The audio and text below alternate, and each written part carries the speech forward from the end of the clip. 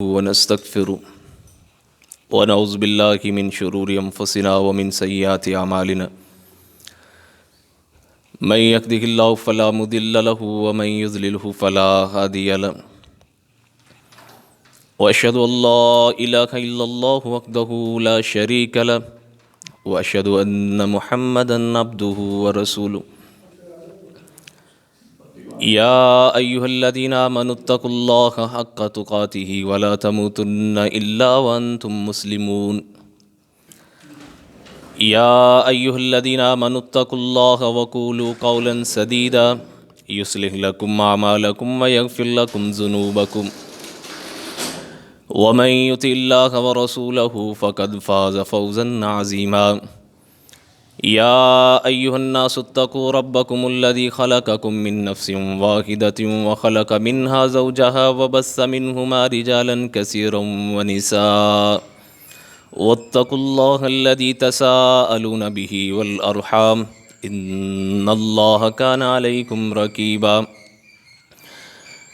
أما بعد فإن خير الحديث كتاب الله وخير الهدي هدي محمد صلى الله عليه وسلم وشر الأمور محدثاتها وكل محدثة بدعة وكل بدعة ضلالة وكل ضلالة في النار قال الله تبارك وتعالى في كلامه المجيد والفرقان الحميد أعوذ بالله السميع العليم من الشيطان الرجيم بسم الله الرحمن الرحيم لقد كان لكم في رسول الله أسوة حسنة وقال في مقام آخر وما أتاكم الرسول فخذوه وما نهاكم عنه فانتهوا رب اشرح لي صدري ويسر لي أمري واحلل عقدة من لساني يفقهوا قولي رب زدني علما رب زدني علما رب زدني فهما۔ ہر قسم کی حمد و ثنا عظمت و کبریائی اللہ وحدہ لا شریک کی ذات کے لیے ہے۔ درود السلام سید الاولین والآخرین امام الانبیاء والمرسلین حضرت محمد مصطفیٰ صلی اللہ علیہ وآلہ وسلم کی ذات اقدس پر اللہ کی کروڑ کروڑ رحمتیں ہوں، اہل بیت اطہار پر، صحابہ کرام پر، تابعین اعظام پر، محدثین اکرام پر، اولیاء اعظام پر اور ان علماء کرام پر جنہوں نے اللہ کے پیغام کو اللہ کے بندوں تک پہنچانے کا حق ادا کیا۔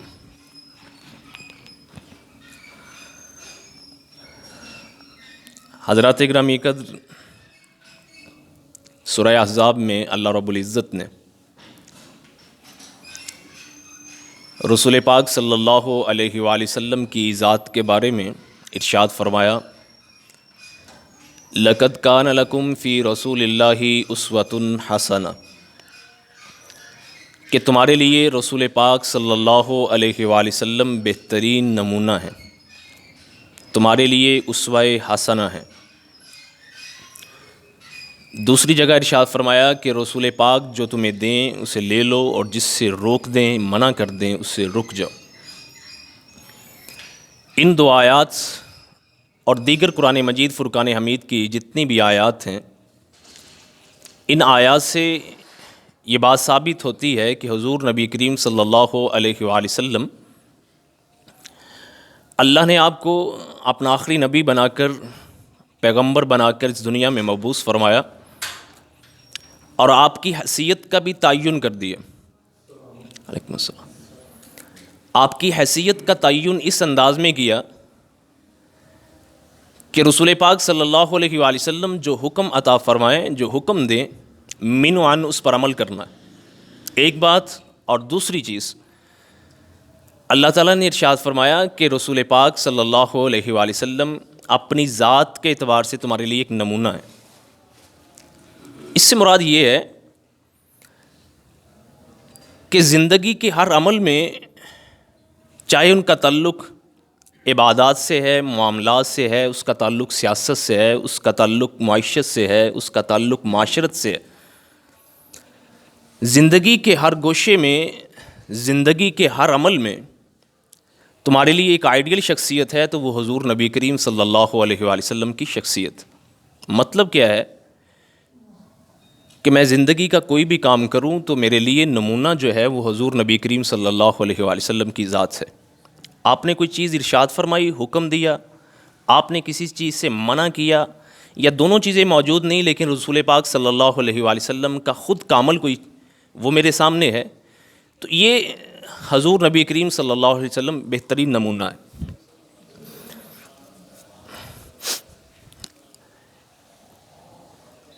عبادات میں اللہ تعالیٰ نے قرآن مجید میں نماز پڑھنے کا حکم دیا،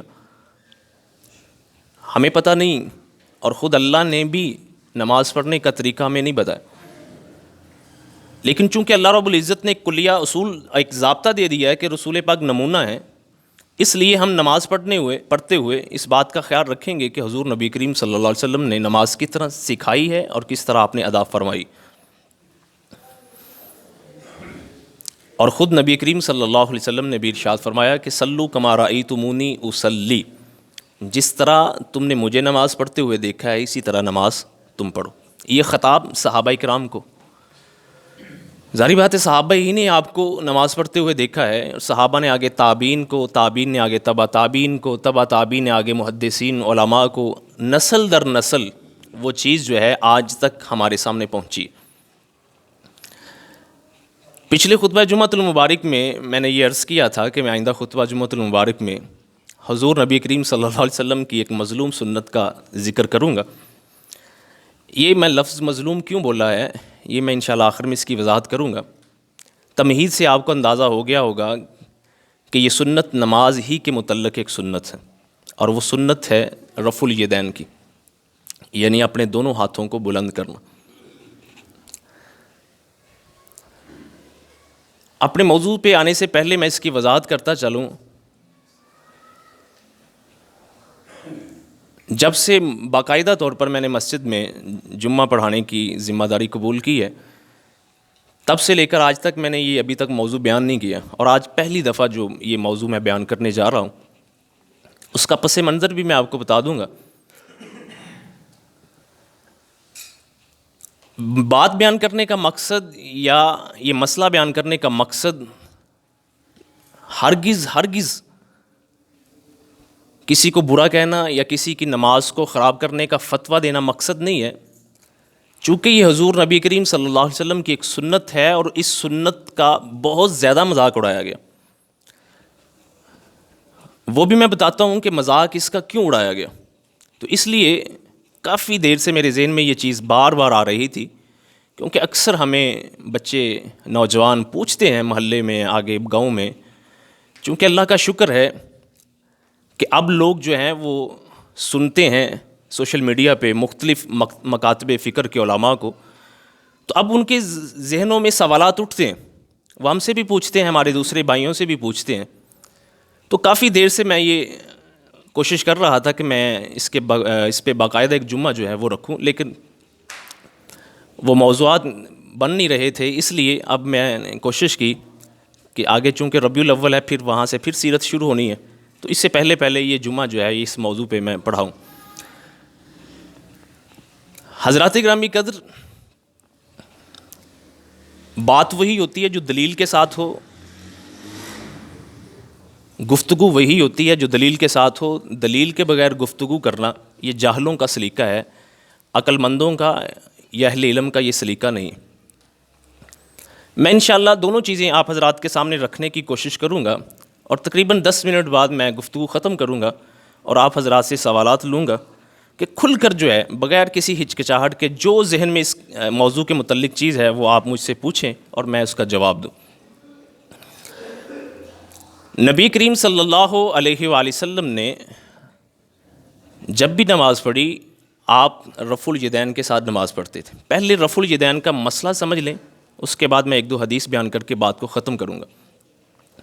رفع کا مطلب ہوتا ہے بلند کرنا۔ الیدین یدن کی جمع ہے جس کے مطلب ہوتے ہیں دونوں ہاتھ، تو رفع الیدین کا مطلب ہوتا ہے دونوں ہاتھ کو بلند کرنا۔ نماز میں داخل ہونے کے لیے تکبیر تحریمہ کہی جاتی ہے، جس کو ہم اللہ اکبر بولتے ہیں۔ عام روٹین میں رکوع میں جاتے ہوئے بھی اللہ اکبر، سجدے میں جاتے ہوئے بھی اللہ اکبر، لیکن اس کو تکبیر تحریمہ نہیں بولتے۔ لیکن نماز میں داخل ہونے سے پہلے جو ہم اللہ اکبر بولتے ہیں اس کو تکبیر تحریمہ کہا جاتا ہے۔ تحریمہ اس لیے کہا جاتا ہے کہ جب ہم یہ تکبیر کہہ لیتے ہیں، نماز میں داخل ہو جاتے ہیں، تو باقی تمام جو جائز کام بھی ہوتے ہیں وہ بھی حرام ہو جاتے ہیں، کیونکہ نماز میں ہم داخل ہو گئے۔ تو اس لیے شروع میں جو ہم اللہ اکبر کہتے ہیں اس کو تکبیر تحریمہ بولتے ہیں۔ تکبیر تحریمہ کے ساتھ نماز میں داخل ہوتے ہوئے ہاتھ کو بھی بلند کیا جاتا ہے، اس کو بھی رفع الیدین کہتے ہیں۔ رکوع میں جاتے ہوئے جب ہم تکبیر کہتے ہیں اللہ اکبر تو ساتھ پھر ہاتھوں کو بلند کیا جاتا ہے۔ جب ہم رکوع سے سر اٹھاتے ہیں تو پھر ہاتھوں کو بلند کیا جاتا ہے، اس کو کہتے ہیں رفع الیدین۔ صحیح بخاری میں حضرت عبداللہ ابن عمر یعنی حضرت عمر کے صاحبزادے عبداللہ، ان سے روایت ہے کہ نبی کریم صلی اللہ علیہ وآلہ وسلم، یہ میرے سامنے احادیث پڑھی ہیں، میں اس کو ورڈ میں اس کو پیسٹ کر کے یہ آپ کے سامنے لے کر آیا ہوں تاکہ کوئی پوچھنا چاہے حوالہ سامنے موجود ہو، اور اپنی سہولت کے لیے بھی میں سب یہ چیزیں لے کر آیا ہوں تاکہ کوئی بات آگے پیچھے نہ ہو، رہ نہ جائے۔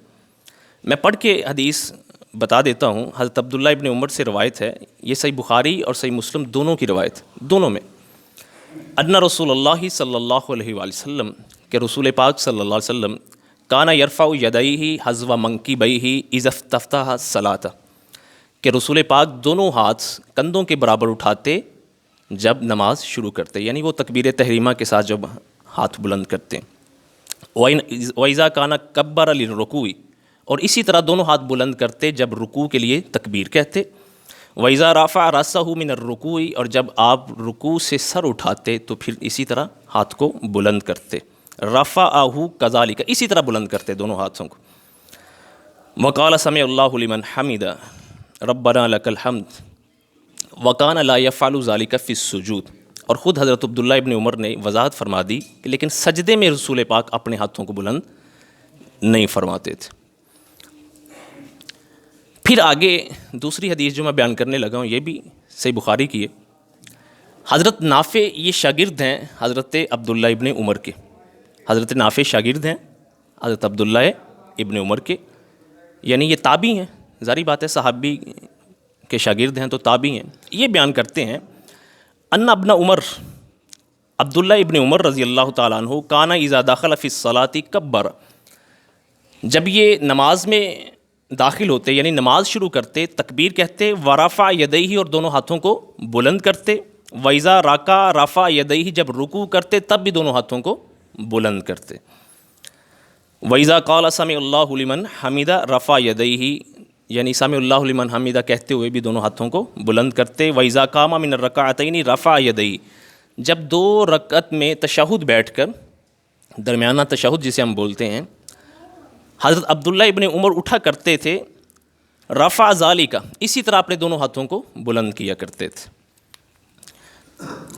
رفع یدیہ، دونوں ہاتھوں کو بلند کیا کرتے تھے، ورفع ذالک ابن عمر الی النبی صلی اللہ علیہ وسلم۔ پھر حضرت نافع نے خود وضاحت آگے فرما دی کہ کوئی یہ نہ سمجھے کہ شاید یہ عبداللہ ابن عمر کا اپنا فعل ہے، ان کا ایک اپنا عمل ہے، بلکہ وہ فرماتے ہیں کہ عبداللہ ابن عمر اس چیز کو نبی کریم صلی اللہ علیہ وسلم تک منسوب فرماتے تھے۔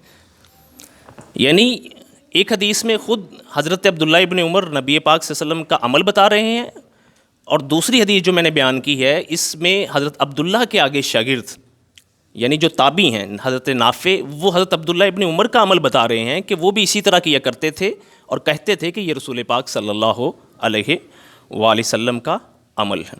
یہ دو حدیث۔ تیسری حدیث مالک بن حویرث کی، یہ بھی صحیح بخاری اور صحیح مسلم میں ہے، یہی چیز انہوں نے بیان کی ہے کہ نبی کریم صلی اللہ علیہ وسلم تکبیر کہتے، اپنے دونوں ہاتھوں کو بلند کرتے رکوع جاتے ہوئے، پھر رکوع سے سر اٹھاتے ہوئے۔ اب چوتھی حدیث جو ہے ذرا تفصیل کے ساتھ ہے، یہ بیان کر کے میں بات کو ختم کر رہا ہوں۔ ابو حمید السعدی رضی اللہ تعالی عنہ یہ بیان فرماتے ہیں، قال فی عشرۃ من اصحاب النبی صلی اللہ علیہ وسلم، یہ بڑی امپورٹنٹ حدیث ہے، اس کو ذرا ذہن میں اچھی طرح ذہن نشین کیجیے۔ جو بھی رفع الیدین پہ اعتراض آتا ہے ہاتھ اٹھانے پہ، وہ سارے کا سارا اس حدیث سے اگر آپ ذرا سوچیں گے تو ختم ہو جائے گا خود بخود، باقی میں مزید وضاحت کروں گا جب آپ پوچھیں گے۔ 10 صحابہ کی موجودگی میں ابو حمید السعدی رضی اللہ تعالیٰ عنہ بیان فرماتے ہیں، 10 صحابہ کی موجودگی میں، کتنے؟ 10 صحابہ کی موجودگی میں انا اعلمکم بالصلاۃ رسول اللہ صلی اللہ علیہ وسلم، میں رسول پاک کی نماز تم میں سب سے زیادہ جانتا ہوں۔ 10 صحابہ کی موجودگی میں یہ صحابی رسول دعویٰ کرتے ہیں کہ میں رسول پاک کی نماز تم میں سب سے زیادہ میں جانتا ہوں۔ قالوا فارس، آگے صحابہ کا عمل دیکھیے، قربان جاؤں میں جب حدیث پڑھ رہا تھا تو صحابہ کرام کے رویے یا علم کی تڑپ ان کو سمجھ لیجئے، ان کا اخلاق سمجھ لیجئے۔ انہوں نے آگے بحث نہیں کی، لے تینا زیادہ سی جاننے، نہ بحث نہیں کی۔ جب صحابی رسول نے دعویٰ کیا تو آگے بھی صحابی رسول ہیں، تو انہوں نے کہا فارض، چلیں پیش کیجئے، الجھے نہیں ہیں، بحث نہیں کی، کیونکہ دلیل مانگنا یہ اہل علم کا شیوا ہے۔ اہل علم دلیل سے بات کرتے ہیں، لڑائی جھگڑے سے بات نہیں کرتے۔ تو صحابی رسول نے دعویٰ کیا تو صحابہ اکرام 10 صحابہ ہیں، یہ 10 صحابہ ہیں، باقی کوئی اور لوگ بھی تابعین بھی موجود ہوں گے، لیکن یہ 10 صحابہ ہیں، تو انہوں نے کہا فارض، پیش کیجیے۔ یہ لمبی حدیث ہے کافی، اس میں نماز کی بنیادی اہم چیزیں جو ہیں وہ ساری کی ساری بیان کی گئی، لیکن چونکہ میرے متعلق جو رفع الیدین ہے وہ میں بیان کرنے لگا۔ وہ فرماتے ہیں کہ کان النبی صلی اللہ علیہ وسلم اذا قام الی الصلاۃ رفع یدیہ حتی یحاذی بہما منکبیہ، نبی پاک وسلم جب نماز شروع کرتے تو دونوں ہاتھوں کو اپنے کندھوں کے برابر بلند کرتے، ثم یکبر، پھر تکبیر کہتے، یعنی تکبیر تحریمہ، ہاتھ بلند کر کے تکبیر تحریمہ کہہ لیں یا تکبیر بولتے ہوئے ہاتھ بلند کر لیں، یہ دونوں طریقے ٹھیک ہیں۔ ثم یقرأ، پھر قرات کرتے، ثم یکبر، پھر تکبیر کہتے، یعنی جب قرات ختم ہو گئی سورہ فاتحہ کی ساتھ کوئی صورت، ثم یکبر ویرفع یدیہ حتی یحاذی بہما منکبیہ، تکبیر کہتے اور دونوں ہاتھوں کو اپنے کندھوں کے برابر بلند فرماتے، ثم یرکع، پھر رکوع کرتے۔ آگے رکوع کی کیفیت ہے ساری، کہ نہ پشت جو ہے وہ بالکل جھکائی ہوتی نہ کھڑی کی ہوتی، بالکل درمیان میں، یہ سارا طریقہ بیان کر کے ثم یرفع رأسہ فیقول، پھر سر بلند کرتے ہوئے رکوع سے آپ کیا فرماتے، سمع اللہ لمن حمدہ، ثم یرفع یدیہ حتی یحاذی بہما منکبیہ، رکوع سے سر اٹھاتے ہوئے پھر رسول پاک صلی اللہ علیہ وسلم اپنے دونوں ہاتھوں کو اپنے کندھوں کے برابر اٹھاتے، بلند کرتے ہیں، جس کو ہم رفع الیدین بولتے ہیں، یعنی دونوں ہاتھوں کو بلند کرنا۔ یہ ساری حدیث بیان کر کے آخر میں جب وہ حضور پاک صلی اللہ علیہ وسلم کی نماز کو مکمل کرتے ہیں، قالو، جمع کا صیغہ ہے، سب نے کہا، یعنی جو صحابہ موجود تھے 10 کے 10، انہوں نے کیا کہا، صدقتا ہاکذا کان یصلی، آپ نے سچ فرمایا، اسی طرح رسول پاک صلی اللہ علیہ وسلم نماز پڑھا کرتے تھے۔ اب یہ روایت کہاں ہے؟ سنن ابی داود، دارمی میں، ترمذی میں، ابن ماجہ میں۔ وقال ترمذی ھذا حدیث حسن صحیح، یہ صحیح حدیث ہے۔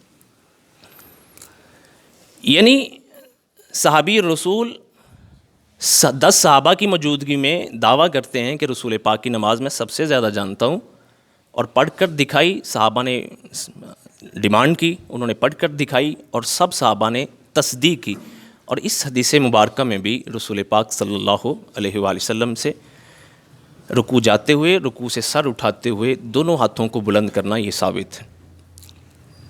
ایک آگے وائل بن حجر رضی اللہ تعالیٰ عنہ کی روایت ہے، وہ میں ابھی چھوڑے دیتا ہوں، بعد میں کرتا ہوں، بیان کرتا ہوں۔ اب آپ ذرا یہ 2-3 روایات جو سنی ہیں جس میں رسول پاک صلی اللہ علیہ وسلم سے نماز میں رکوع جاتے ہوئے، رکوع سے سر اٹھاتے ہوئے دونوں ہاتھوں کو بلند کرنا ثابت ہے، یہ سن کر آپ کے ذہن میں کیا آیا؟ اب کھل کر ذرا نا آپ لوگ مجھ سے پوچھیے گا، میں انشاءاللہ جہاں تک ہو سکے بتاؤں گا، اور اسی پوچھنے کے درمیان میں میں آپ سے ایک اور سوال کروں گا، اس کے بعد آپ کا جواب لے کر میں آگے بات شروع کروں گا بلا جھجک۔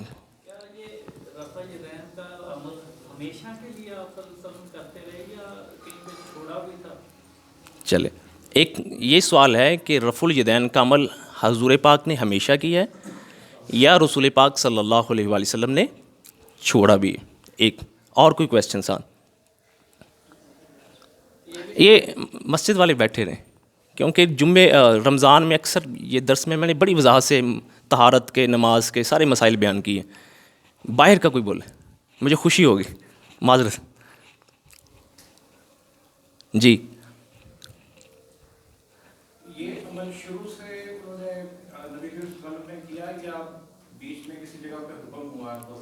چھوڑ دیا نا, یہ کہنے کا مقصد.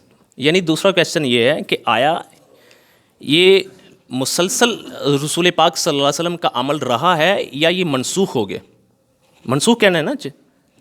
پہلے نہیں تھا بعد میں اس کو حکم آیا کہ یہ کیا کریں آپ؟ پہلے نہیں تھا بعد میں حکم آیا کہ اس کو کیا کریں, یا پہلے تھا لیکن بعد میں حکم آیا کہ یہ چھوڑ دیں؟ کچھ لوگ یہ بات کرتے ہیں جی کہ لوگ صحابہ کرام شراب کی بوتل, میں سننا چاہ رہا تھا یہ بات. جی جی جی بالکل. ایک چیز یہ آ گئی کہ ایک تصور ہمارے یہاں موجود ہے کہ شروع میں چونکہ صحابہ کرام ابھی وہ ایمان نہیں تھا دلوں میں پورا, تو وہ بت رکھ کے لے کے آتے تھے کوئی شراب, جس طرح انہوں نے بولا, تو رفع الیدین کا حکم تھا تاکہ گر جائیں. تو اس کے بعد جب یہ کام ختم ہو گیا تو رسول پاک نے منع کر دیا. یعنی یہ شروع میں تھا عمل, بعد میں یہ ختم ہو گیا. اس کے علاوہ اور کوئی کویشچن, تاکہ میں ایک دفعہ جواب دوں؟ چلیں ٹھیک. بعض مقلدین کے قریبی بات یہ وہ کہتے ہیں کہ کیونکہ نبی کریم صلی اللہ علیہ وسلم کے دور کے قریبی دور جو تھا وہ امام ابو حنیفہ رحمۃ اللہ کا دور تھا, اور امام بخاری, امام مسلم, امام ترمذی جو بھی ان کے بعد کے دور کے ہیں, تو ہم اس لحاظ سے کوئی بھی ان کی سنت کو کوئی عمل کرنے کے لحاظ سے جو زیادہ افضل عمل سمجھتے ہیں وہ امام ابو حنیفہ رحمۃ اللہ علیہ کے نام افضل سمجھتے ہیں, کیونکہ ان کا دور نبی صلی اللہ علیہ وسلم کے دور کے زیادہ قریب تھا, کیونکہ ان کے مطلب تعلیمات سے یہ بات ثابت نہیں ہوتی, اس لیے ہم اس کو مطلب. چلیں میں سوال سمجھ گیا ہوں, شاید باقی کوئی سمجھائے ہو نہ سمجھاؤ. کوئی اور اس کے علاوہ رفع الیدین سے جو تصور ذہن میں ہے وہ بیان کر دیجیے, کریں بیان کوئی اور. کیوں بھائی عبدالسلام, کوئی چیز اس کے متعلق ذہن میں ہو پوچھیں.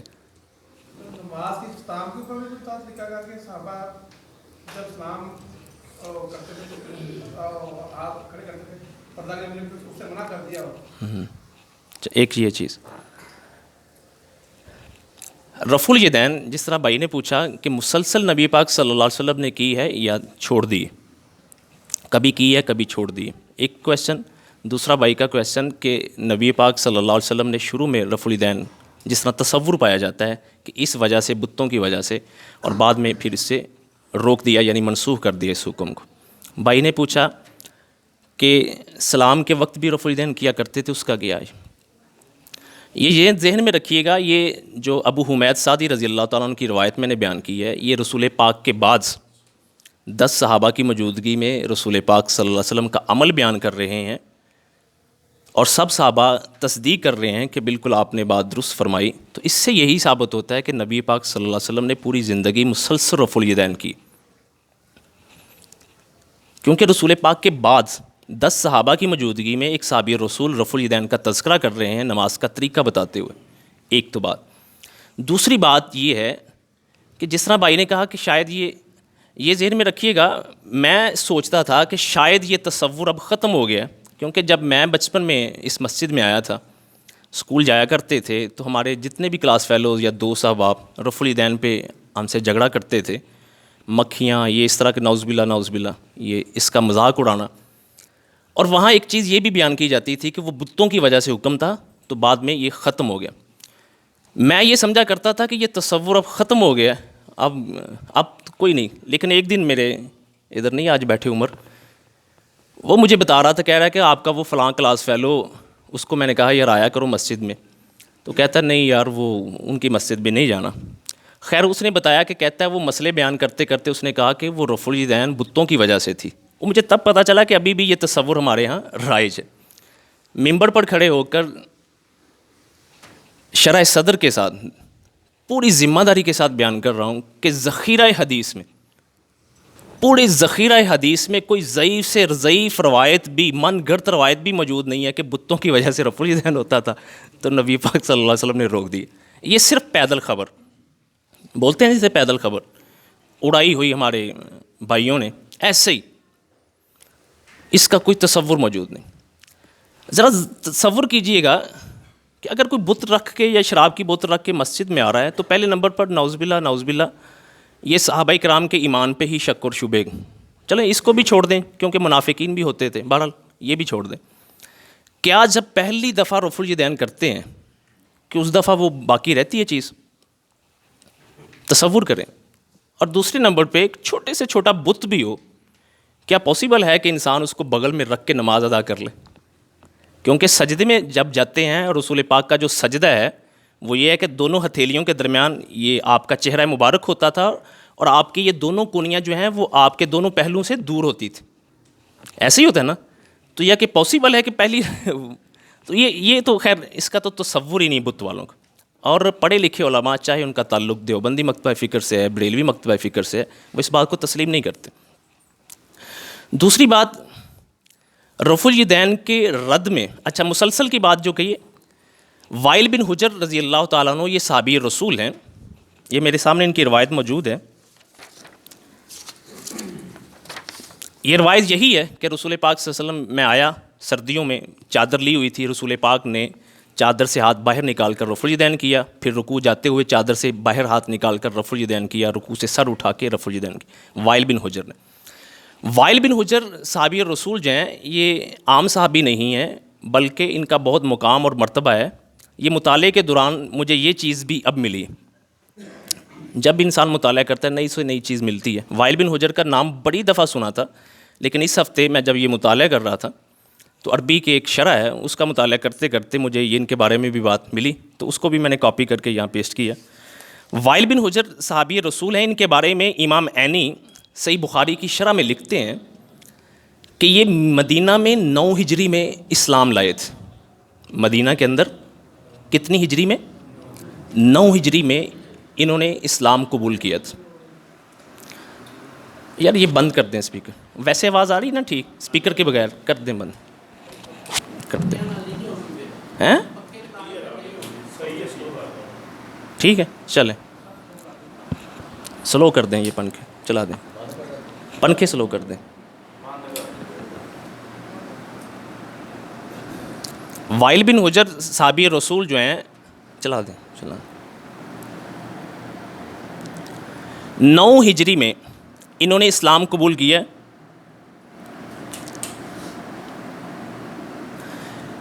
یہ حضر موت عرب کا ایک علاقہ ہے دور کا, وہاں کی بادشاہوں کی اولاد میں سے تھے, اور ان کے آنے سے پہلے ہی حضور پاک صلی اللہ علیہ وآلہ وسلم نے ان کے آنے کی خبر دی تھی.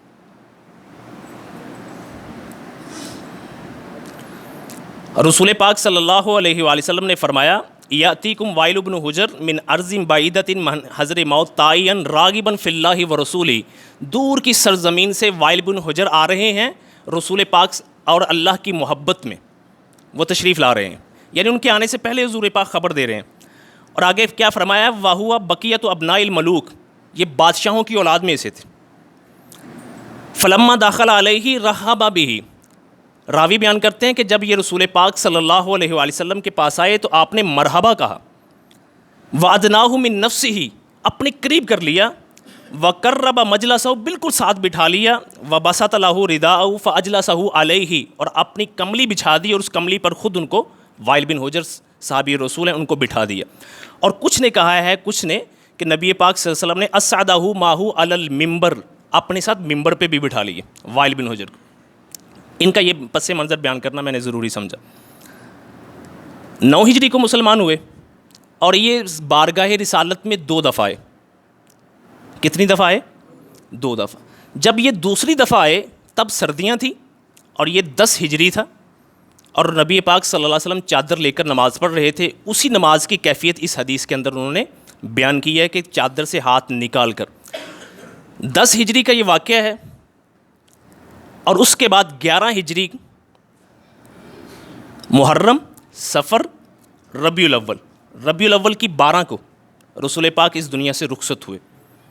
ایسے ہی ہے, یعنی چند ماہ بعد حضرت وائل بن حجر نے جب نبی پاک صلی اللہ علیہ وسلم کی نماز کا مشاہدہ بیان کیا اور واپس اپنے علاقے میں چلے گئے, اور رسول پاک نے ان کو وہاں کا حاکم بنا کر, گورنر بنا کر, عامل بنا کر بھیجا. آگے امیر معاویہ کے ساتھ ان کی تھوڑی سی گفتگو بھی ہوئی, بات لمبی ہو جائے گی. حضرت امیر معاویہ نے پیچھے بیٹھنا چاہا ان کے ساتھ سواری پہ, تو انہوں نے فرمایا بادشاہوں کے پیچھے کیسے بیٹھ سکتے ہو تم. خیر وہ موقع بھی آیا کہ جب حضرت امیر معاویہ تنہا عالم اسلام کے خلیفہ بنے تو ابھی یہ زندہ تھے. بہرحال یہ لمبی گفتگو. یعنی چند ماہ بعد رسول پاک صلی اللہ علیہ وسلم اس دنیا سے رخصت ہوئے، تو اس سے تو یہی ثابت ہوتا ہے کہ نبی پاک صلی اللہ علیہ وسلم کی آخری نماز بھی جو ہے وہ رفع الیدین کے ساتھ ہے. ایک تو یہ مسلسل ہے. دوسری بات یہ کہ یہ جو بھائی نے بتایا ہے کہ منسوخ ہو گیا، پہلے تھا حکم بعد میں منع کر دیا گیا ہو، کہ ایسا بھی ہے. ہمارے آپ کو پتہ ہے کہ ہمارے جو 4 سکول آف تھاٹ ہیں، حنفی مکتبہ فکر ہے، یہ بھائی خاور کی جو نا سوال کا جواب اسی میں آئے گا. حنفی سکول آف تھاٹ ہے، شافی ہے، مالکی ہے اور حنبلی ہے. یہ اہل سنت کے 4 سکول آف تھاٹ ہیں، 4 مکاتب فکر. ان چاروں میں کتنی فقہ کے لوگ جو ہیں یا کتنے امام جو ہیں وہ رفع الیدین کرتے ہیں؟ 3. یعنی امام شافی، امام مالک اور امام احمد ابن حنبل، یہ تینوں ہیں، اور آگے بھی ان کے جتنے بھی فالورز ہیں یہ رفع الیدین کرتے ہیں. اہل سنت سے اگر نکل جائیں، اگر فقہ جعفریہ کو بھی شامل کر لیں، امام جعفر صادق، ان کے ہاں بھی رفع الیدین کرنا سنت. آپ کو شاید پتہ ہو، جعفریہ کے ہاں بھی رفع الیدین کرنا سنت. صرف ایک سکول آف تھاٹ بچتا ہے جو حنفی مکتبہ فکر ہمارا، ان کے ہاں رفع الیدین نہیں ہے. یہی ہم معاشرے میں دیکھتے ہیں. ہمارے ہاں اہل جو ہیں دیوبند اور بریلوی مکتبہ فکر، یہ دونوں جو ہیں یہ حنفی سکول آف تھاٹ سے تعلق رکھتے ہیں. یہ دونوں کلیم کرتے ہیں کہ ہم امام ابو حنیفہ رحمہ اللہ کے مقلد، انہی سے یہ تعلق رکھتے ہیں. تو ہمیں تو یہی پتہ ہے کہ حنفیوں کے ہاں رفع الیدین نہیں کرنا چاہیے. اب آگے اس کی تشریح ہے جو آج تک نہیں کسی نے بتائی، نہ انہوں نے بتائی نہ ہمارے ہاں کسی نے بتائی، وہ ذرا سن لیجئے گا کہ حنفی رفع الیدین نہیں کرتے، باقی پورا عالم اسلام رفع الیدین کر رہا ہے. آخر جو نہیں کرتے وہ کس بنیاد پہ نہیں کرتے؟ آخر کوئی تو وجہ ہے کہ وہ نہیں کر رہے. اکثر بیشتر حضرت عبداللہ ابن مسعود رضی اللہ تعالیٰ عنہ کی روایت بیان کی جاتی ہے، جس میں یہی ہے کہ انہوں نے ایک ہی مرتبہ اپنے ہاتھوں کو بلند کیا، اس کے بعد دوبارہ ہاتھوں کو بلند نہیں کیا. یہ میرے سامنے روایت موجود ہے.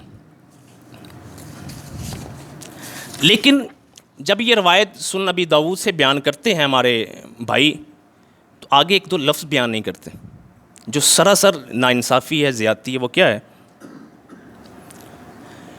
خود امام ابو داؤد رحمۃ اللہ علیہ سیاستہ میں یہ کتاب ہے حدیث کی، وہ خود حدیث بیان کرنے کے بعد جہاں رفع الیدین کی احادیث بیان کی، آخر میں یہ بھی حدیث بیان کی حضرت عبداللہ ابن مسعود سے منسوب جو ہے، بیان کرنے کے بعد خود حکم فرماتے ہیں، خود کہتے ہیں کہ یہ اور اس طرح کی اس باب میں، اس مسئلے میں جتنی بھی احادیث ہیں وہ صحیح نہیں ہیں، وہ صحیح نہیں ہیں.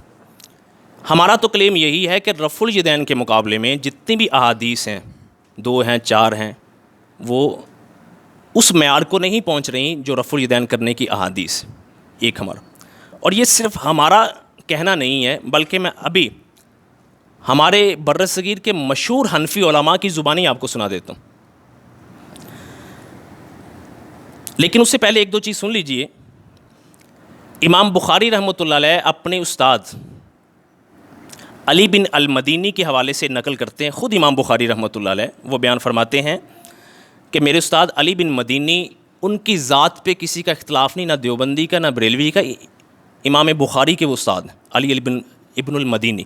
وہ فرماتے ہیں حق علی المسلمین ان یرفعوا ایدیہم عند الرکوع والرفع منہ، مسلمانوں پر لازم ہے کہ رکوع جاتے ہوئے، رکوع سے سر اٹھاتے ہوئے رفع الیدین کریں، لحدیث ابن عمر، حضرت عبداللہ ابن عمر کی حدیث کے مطابق. پھر محمد بن نصر المروزی، یہ بھی بہت بڑے اس دور کے عالم ہیں، محدث ہیں، وہ بیان فرماتے ہیں اجمعوا علماء الامصاری علی مشروعیت ذالک الا اہل الکوفہ. فرمایا کہ تمام اسلامی شہروں کے علماء نے اس بات پر اتفاق کیا ہے کہ رفع الیدین کرنا سنت ہے، سوائے اہل کوفہ کے. انہوں نے اہل کوفہ کا لفظ بولا ہے، مراد کیا ہے؟ امام ابو حنیفہ رحمۃ اللہ علیہ. یہ ادب کا تقاضا ہے، بجائے نام لینے کے امام ابو حنیفہ رحمۃ اللہ علیہ کے کو شاید کوئی یہ نہ سمجھ لے کہ شاید یہ ان کی گستاخی کر رہے ہیں یا ان کی شان میں کمی کر رہے ہیں. انہوں نے اہل کوفہ کا لفظ بول دیا. یعنی امام محمد بن نصر المروزی کے قول کے مطابق بھی اس دور میں، کو آج کا نہیں ہے، کہ تمام اسلامی ممالک جتنے بھی ہیں، بغداد ہے، مصر ہے، شام ہے، ماوراء النہر کے علاقے ہیں، جتنی بھی اسلامی سلطنت تھی، تمام کے تمام رفع الیدین پہ اتفاق رکھتے ہیں سوائے اہل کوفہ کے۔ امام ترمذی کا جو کہنا ہے وہ بھی سن لیجیے، اس کے بعد میں آگے بات بڑھاتا ہوں۔ امام ترمذی جامع ترمذی میں بیان فرماتے ہیں، وَبِهِ یقول مالک و معمر والاوزاعی و ابن ابی عیینہ و عبداللہ ابن المبارک و شافعی و احمد و اسحاق، یہ تمام ائمہ کا نام لے کر امام شافعی یعنی سوائے امام ابو حنیفہ کے باقی تمام ائمہ کا نام لے کر امام ترمذی فرماتے ہیں کہ وہ بھی اسی کے قائل ہیں، یعنی کہ رفع الیدین کرنا رکوع جاتے ہوئے، رکوع سے سر اٹھاتے ہوئے، یہ رسول پاک کی سنت ہے۔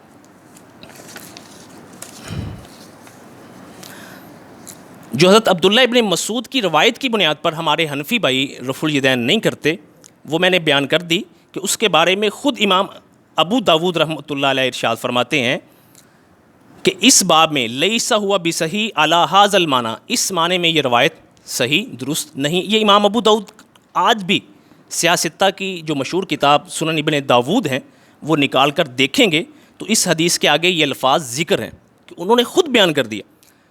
اچھا مسئلہ یہ کہ یہ حدیث انہوں نے بیان کیوں کی؟ پھر یہ صحیح نہیں ہے تو بیان کیوں کی گئی؟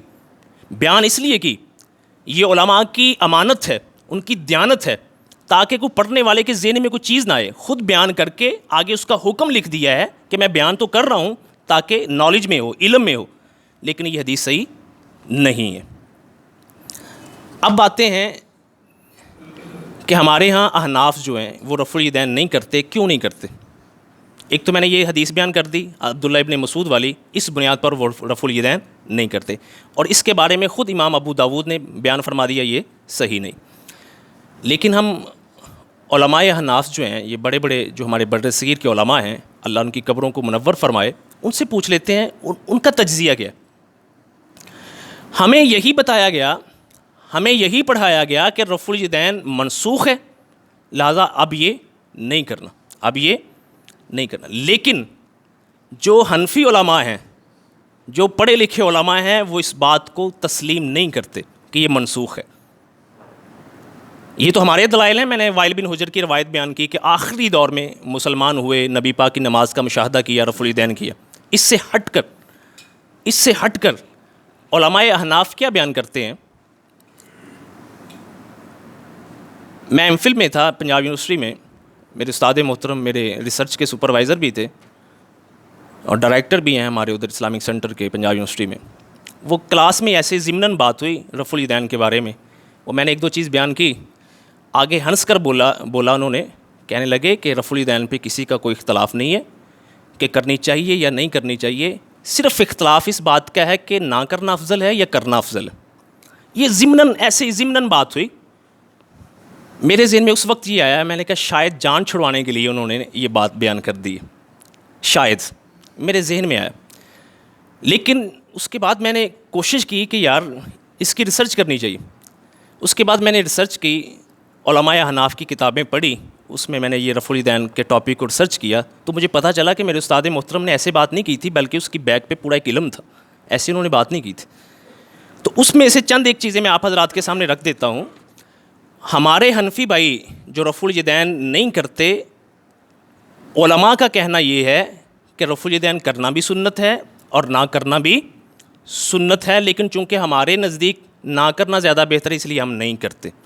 قطعاً یہ علماء نہیں فرماتے، حنفی علماء، کہ رفع الیدین نعوذ باللہ نماز غلط ہو جائے گی یا یہ حرام ہے، یہ مکروہ ہے، اس کے جو ہے وہ جو کرے گا اس کی نماز خراب ہو جائے گی، ان کا نہیں کہنا۔ یہ سن لیجئے، مولانا رشید احمد گنگوئی رحمۃ اللہ علیہ الکوکب الدری جو یہ ترمذی کی شرح ہے، اس میں کیا بیان فرماتے ہیں؟ لا خلاف بیننا و بین الشافعی فی جواز الصلاۃ بالرفع و عدم الرفع، کہتے ہیں ہمارے اور علماء شوافع جتنے ہیں ان کے درمیان رفع الیدین کرنے نہ کرنے میں کوئی اختلاف نہیں ہے۔ مولانا رشید احمد گنگوئی ہمارے برصغیر کا ایک مایہ ناز سپوت ہے، کوئی عام شخصیت نہیں ہے، یہ دیاڑی دار مولوی نہیں ہے، بہت بڑا ایک نام ہے ان کا۔ انما النزاع فی ان الاولی حل ہوا عدم الرفع او الرفع، اختلاف اس بات میں ہے کہ کرنا بہتر ہے یا نہ کرنا بہتر ہے، مولانا رشید احمد گنگوئی۔ دوسرا سن لیجئے گا، فیض الباری انور شاہ کشمیری رحمۃ اللہ علیہ گوگل ذرا کیجیے گا ان کے نام کا. ہمارے برصغیر کا ایک مایا ناز نام ہے, انور شاہ کشمیری رحمۃ اللہ علیہ. اتنے بڑے پائے کے عالم تھے کہ ان کے دور میں حرمین کے بھی ائمہ جتنے تھے اٹھ کر ان کا استقبال کیا کرتے تھے. علم کا پہاڑ تھے. حنفی مکتبہ فکر سے ان کا تعلق ہے. وہ کیا بیان فرماتے ہیں, انہوں نے بڑا تجزیہ لمبا لکھا ہے. ان کا کہنا ہے کہ ہمارے احناف نے جو فتویٰ دیا کئیوں نے کہ یہ مکروہ ہے, یہ حرام ہے, کہتے ہیں اس کی کوئی دلیل نہیں, یہ سراسر غلط ہے. اختلاف اس بات میں نہیں کہ رفع الیدین کرنا چاہیے یا نہیں کرنا چاہیے, یہ منع ہے یا ہے. اختلاف اس بات پہ نہیں ہے, اختلاف اس بات پہ ہے کہ آیا رفع الیدین کرنا بہتر ہے یا نہ کرنا بہتر. سنت دونوں ہی ہیں, سنت دونوں ہی ہیں, لیکن کرنا بہتر ہے یا نہ کرنا بہتر. یہ لمبی بحث کرنے کے بعد علامہ انور شاہ کشمیری رحمۃ اللہ علیہ نے اپنی کوئی رائے نہیں دی, اپنی کوئی رائے نہیں دی, بلکہ امام ابو بکر جساس الرازی جنہوں نے احکام القرآن لکھا 3 صدی ہجری کے ہیں, ان کا حوالہ دے کر انہوں نے کہہ دیا کہ جب انہوں نے کہہ دیا ہے کہ رفع الیدین ثابت ہے, یہ سنت ہے, تو پھر کسی کو حق نہیں بنتا کہ یہ سمجھے کہ شاید یہ منسوخ ہو گئی ہے یا اس کو کرنا حرام ہے. یہ انور شاہ کشمیری رحمۃ اللہ علیہ کا کہنا. اور خود انہوں نے کہا ہے کہ رفع الیدین کی احادیث بہت زیادہ ہیں بنسبت اس کے جو رفع الیدین نہیں کرنے کی احادیث. اور اس میں ایک علیحدہ سے کتاب انہوں نے نیل الفرقدین فی مسئلہ رفع الیدین یہ بھی لکھی انور شاہ کشمیری رحمۃ اللہ علیہ نے. اس میں بھی یہی بات کہی کہ رفع الیدین کرنا اور نہ کرنا یہ دونوں سنت ہے. یہ قطعاً مراد نہیں ہے کہ رفع الیدین کرنا ہمارے ہاں سنت نہیں. ایک بات یہ, آگے بھی 2-3 دلائل ہیں. شیخ عبدالحی لکھوی رحمۃ اللہ علیہ ہمارے برصغیر کی علماء حناف کے بہت بڑے عالم ہیں, یہ حضرت ایوب انصاری کی نسل میں سے ہیں.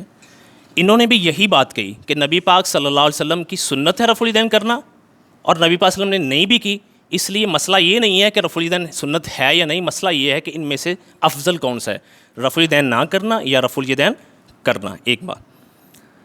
اس کے بعد شاہ ولی اللہ محدث دہلوی رحمۃ اللہ علیہ, ہمارا بچہ ان کے نام سے واقف ہے کیونکہ ان کے بارے میں ہمارے نصاب میں جو ہے یہ شامل ہو گیا, اس لیے ہمارا بچہ جانتا ہے شاہ ولی اللہ محدث دہلوی رحمۃ اللہ علیہ. انہوں نے اپنی مارکۃ الآراء کتاب جو ہے حجت اللہ البالغہ, اس میں نماز کا چیپٹر نکال کر یہ ضرور پڑھیے گا, اصل میں عربی میں کتاب ہے, اس میں کیا انہوں نے لکھا ہے یہ ذرا میں پڑھ کے آپ کو سناتا ہوں تاکہ جو ہے وہ آپ کو واضح ہو جائے. وہ فرماتے ہیں کہ والحق عندی ان الکل سنت والذی یرفع احب الی ممن لا یرفع. اللہ اکبر, کمال ہے. خود حنفی ہیں لیکن حق گوئی کتنی ہے کہ یہ نہیں کہ یہ میرے مسلک کا مسئلہ ہے لہٰذا میں چھپا جاؤں. عالم وہی ہوتا ہے کہ جو اس کے مسلک کے خلاف ہو یا نہ ہو, مسئلہ کھل کر بیان کی بغیر کسی خوف اور خطر کے. فرماتے ہیں کہ میرے نزدیک رفع الیدین کرنا یا نہ کرنا دونوں سنت ہیں, لیکن کیا فرمایا, والذی یرفع احب الی ممن لا یرفع, جو رفع الیدین کرتا ہے وہ زیادہ میرے نزدیک محبوب ہے اس شخص سے جو رفع الیدین نہیں کرتا. کیوں فرمایا, آگے خود وضاحت دی. فرمایا فإن احادیث الرفع اکثر و اثبت, رفع الیدین کرنے کی احادیث ایک تو تعداد میں زیادہ ہیں اور دوسری صحت کے لحاظ سے, صحیح ہونے کے لحاظ سے زیادہ ثابت شدہ ہیں. یہ شاہ ولی اللہ محدث دہلوی رحمۃ اللہ علیہ کا حجت اللہ البالغہ میں. میرا ایک کزن بیٹھا ہوا ہے, وہ مجھے کل کہہ رہا تھا, میں نے پوچھا پتہ ہے کس موضوع پہ میں نے جمعہ پڑھانا ہے, کہتا مجھے پتہ چل گیا رفع الیدین پہ پڑھانا ہے. کہتا وہ شیخ عبد القادر جیلانی رحمۃ اللہ علیہ کا ضرور کوٹ کیجئے گا, غنیۃ الطالبین میں نماز کے چیپٹر میں رفع الیدین کو انہوں نے سنت بتایا. آج ہمارے دور کے عظیم اسکالر ڈاکٹر ہیں, بس جس کا مسلک ہے اپنے مسلک کی طرف اس کا ذہن جاتا ہے. ہمارے نہیں طاہر القادری, ڈاکٹر طاہر القادری, ان کا ایک کلپ موجود ہے, وہ ذرا سن کر دیکھیے گا رفع الیدین کے بارے میں, اور اللہ ان کی حفاظت فرمائے, اللہ ان کو اجر دے. جب انہوں نے یہ بیان کی ہے تو ہمارے ان کے جو ماننے والے تھے ان کے ہاں بھی نرمی آئی ہے, ان کے اس کلپ سے بہت فائدہ ہوا ہے, ان کے ہاں بھی نرمی آئی ہے. ہمارے ایک بچہ آتا تھا, یہ منہاج القرآن کے ایک ذمہ دار ہیں پنجاب لیول کے, انہوں نے روک دیا تھا کہ مسجد میں نہیں جانا ان کی, اس کی والدہ پیچھے اہل حدیث تھی, لیکن اس کلپ کے آنے کے بعد انہوں نے اجازت دی کہ نہیں کوئی نہیں جایا کرے, وہ بھی ٹھیک ہے. تو یہ علماء حق جو ہیں وہ بات سیدھی کلیئر بیان کریں گے. لیکن جو ہمارے ہاں اللہ، میں ان کو کہنا کچھ نہیں چاہتا، لیکن ایسے ہی چھوٹی چھوٹی باتیں الجھایا ہوا ہے. میں نے مظلوم سنت اس لیے بولا تھا، نعوذ باللہ جتنا اس سنت کا مذاق اڑایا ہمارے ہاں، خصوصاً ہمارے پاکستان کے معاشرے میں، مکھیاں چل دے ہو، یہ کر دے ہو، وہ کر دے ہو، استغفر، ڈر آنا چاہیے کہ رسول پاک کی سنت، یہ تو احادیث میں، اور دوسرا خود احناف کے علماء کا میں نے آپ کے سامنے رکھا ہے کہ انہوں نے اس بات کا اقرار کیا ہے کہ رفع الیدین کرنا بھی سنت ہے. لیکن ہم کیوں کرتے ہیں، اور ہم سمجھتے ہیں کہ جب امام ابو داود، امام بخاری رحمۃ اللہ علیہ خود کہہ رہے ہیں کہ یہ رفع الیدین نہ کرنے کی احادیث جو ہیں یہ ثابت شدہ نہیں، یہ صحیح نہیں، تو اس لیے ہمارے ہاں تو رسول پاک صلی اللہ علیہ وسلم کی آخری نماز تک رفع الیدین جو ہے وہ ثابت ہے، اور نبی پاک صلی اللہ علیہ وسلم کی یہ سنت ہے. اب میں بات کو ختم کرتا ہوں. بہت مہربانی آپ لوگوں نے سنا، اللہ آپ کو جزائے خیر دے. اس کے بارے میں اگر اور بھی کوئی چیز رہ گئی ہو تو پوچھنا چاہیں تو میں حاضر ہوں، پوچھ سکتے ہیں. ایک بات آپ بتائیں، جب آپ صلی اللہ علیہ وسلم کی آخری نماز رفع الیدین کے ساتھ ہے تو پھر نہ کرنا کیسے سنت ہوگی؟ نہیں، میں بات یہ بتا رہا تھا کہ ہمارے ہاں تصور جو موجود ہے نا کہ حنفی علماء کرام رفع الیدین نہیں کرتے، اور یہ پھیلایا تھا کہ یہ منسوخ ہو چکی ہے. ان کا کہنا یہ ہے کہ منسوخ نہیں ہے بلکہ یہ سنت ہے، اور ہمارے نزدیک نہ کرنا سنت. میں نے ان کا نقطہ نظر بیان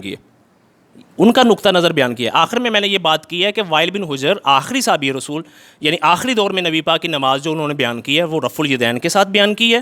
تو اس لیے ہم رفع الیدین کے قائل ہیں، اور ہم سمجھتے ہیں کہ جو نہ کرنے کی روایت دو چار ہیں وہ صحیح نہیں ہیں، وہ ضعیف ہیں، اور خود علماء نے اس کی بڑی وضاحت بیان کر دی ہوئی. اس لیے رفع الیدین کرنا جو ہے یہ نبی پاک صلی اللہ علیہ وسلم کی سنت ہے، یہ ثابت ہے. اور آخر میں جو بیان کرنے لگا ہوں وہ ذرا توجہ سے سنیے.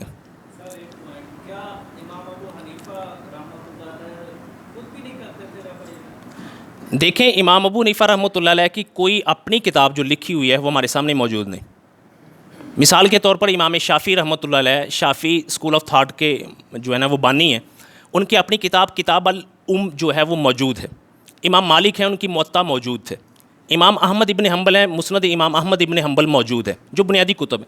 امام ابو حنیفہ رحمۃ اللہ علیہ کی اپنی کتاب لکھی کوئی موجود نہیں. ان کے متعلق جتنا کچھ بھی لٹریچر موجود ہے وہ آگے ان کے شاگردوں نے، ان کے علماء نے بیان کیا ہوا.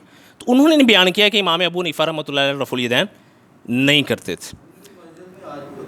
ان کی مسجد میں بھائی کہہ رہے ہیں کہ ان کی مسجد بغداد میں آج بھی رفع الیدین ہوتا ہے. خیر مجھے تو علم نہیں اس بات کا، میں وہاں گیا ہوں، لیکن یہ اچھی بات ہے اگر ہوتا ہے، کیونکہ ان کے ہاں یہ کوئی اتنا بڑا مسئلہ نہیں تھا جتنا مسئلہ ہم لوگوں نے بنایا ہے اس کو.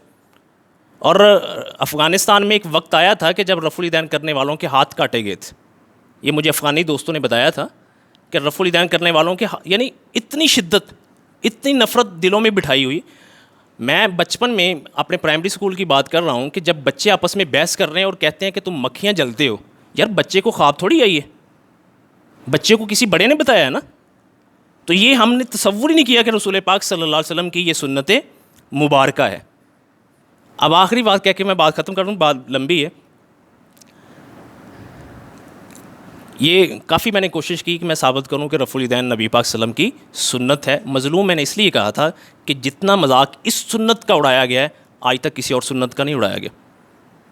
یہ ذرا تصور کیجئے گا، اپنے پچھلے واقعات جتنے بھی ہیں، یہ جو میری ایج کے لوگ بیٹھے ہوئے ہیں، تصور کیجئے گا جتنا مذاق اس سنت کا اڑایا کسی اور سنت کا اڑایا نہیں گیا. آخری بات یہ ہے، آپ تحقیق کیجئے گھر جا کے، دیکھیے، پڑھیے، پڑھنے کے بعد اگر دل آپ کا یہ کہے کہ رفع الیدین کرنا واقعی نبی پاک صلی اللہ علیہ وسلم کی سنت ہے، اور آپ پھر نہ کریں کس ڈر سے کہ لوگ مجھے وہابی کہیں گے، لوگ مجھے یہ کہیں گے، مجھے وہ کہیں گے، یقین جانیے لوگوں کی بات کی کوئی پرواہ نہیں کرنی چاہیے.